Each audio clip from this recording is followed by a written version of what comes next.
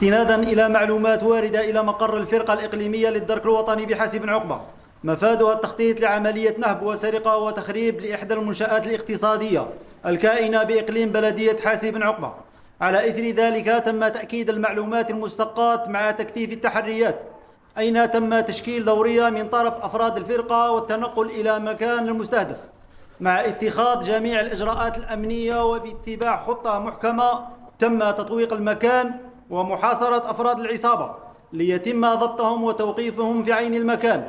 تتكون هذه العصابة الإجرامية من 4 أشخاص تتراوح أعمارهم ما بين 20 سنة إلى 26 سنة، ينحدرون من ولاية وهران.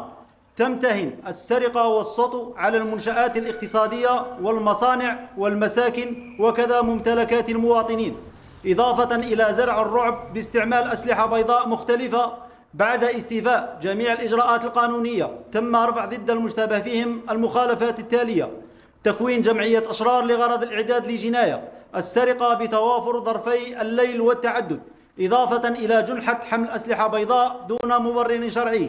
الفرقة الإقليمية للدرك الوطني بحاسي بن عقبة تحقق في القضية، وسيتم تقديم جميع الأطراف المعنية أمام الجهات القضائية فور الانتهاء من التحقيق.